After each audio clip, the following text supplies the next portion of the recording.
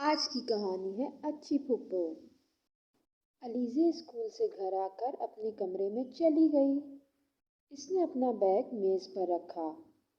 ابھی وہ بستر پر بیٹھنے لگی ہی تھی کہ اس کی نظر اپنے بستر پر پڑی اور وہ چیختی چلاتی کمرے سے باہر آئی اور اپنے بھتیجے اور بھتیجی کو آوازیں دینے لگی۔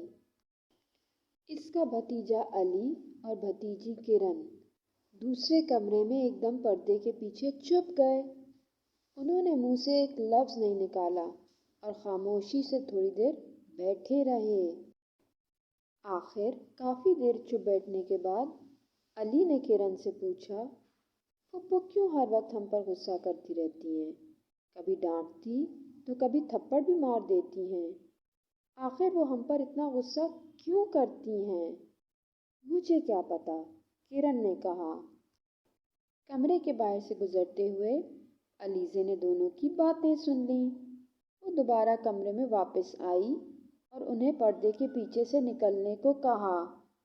میرے بستر کی چادر پر گیلی ٹافیاں اور چوئنگم کس نے چپکائی ہے؟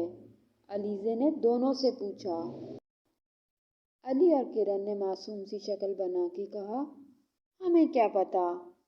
ابھی ان دونوں کا جملہ ادھورا ہی تھا کہ علیزے نے دونوں کو ایک ایک تھپڑ مار دیا اور کہا کہ آئندہ کوئی ایسی ویسی حرکت نہ کریں۔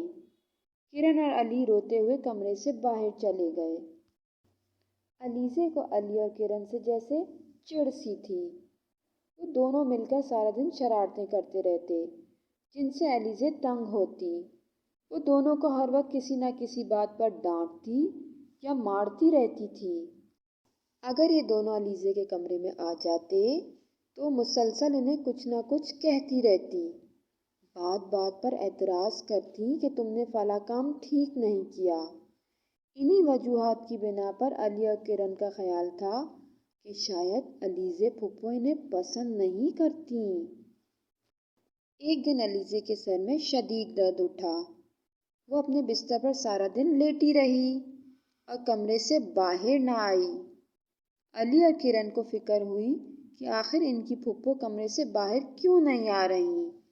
سارا دن انہوں نے ہمیں نہ ڈانٹا اور نہ کچھ کہا۔ سارے گھر والے بھی پریشان ہیں اور ٹیبل پر دوائیاں بھی رکھی ہیں۔ دادی جان علیزے پھپھو کا سر دبا رہی تھیں اور وہ آنکھیں بند کیے لیٹی تھیں۔ پھر دونوں بچوں سے نہ رہا گیا تو وہ علیزے پھپھو کے کمرے میں ڈرتے ڈرتے چلے گئے کہ کہیں وہ انہیں ڈانٹ نہ دیں، مگر وہ تو آنکھیں بند کیے لیٹی تھیں۔ کرن اور علی علیزے پھپھو کے پاؤں اور سر دبانے لگے۔ دونوں آہستہ آواز میں اللہ تعالیٰ سے اپنی علیزے پھپھو کے ٹھیک ہونے کی دعا بھی کر رہے تھے۔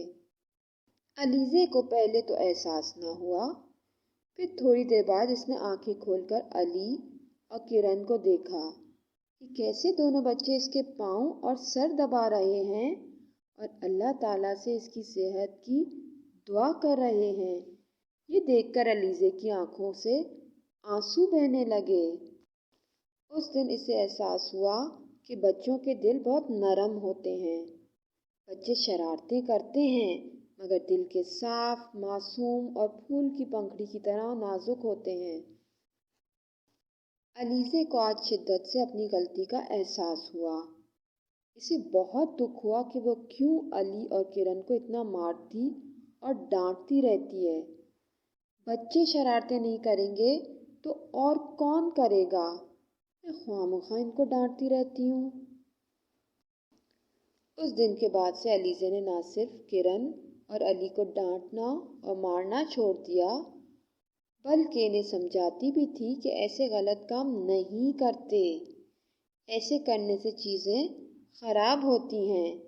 وہ ان کے ساتھ طرح طرح کے کھیل کھیلتی اور یہ تینوں خوب مزے کرتے۔ علیزے ان دونوں کی فرمائش پر ان کے لیے طرح طرح کے کھانے بناتی اور یہ تینوں خوب ہلا گلا کرتے۔ علی اور کرن نے علیزے پھپھو کا نام بھی بدل دیا اور وہ دونوں اسے علیزے پھپھو کی بجائے اچھی پھپھو کہنے لگے اور علیزے کو اپنا یہ نیا نام بہت پسند آیا۔ اور یہی کہانی ختم ہوئی۔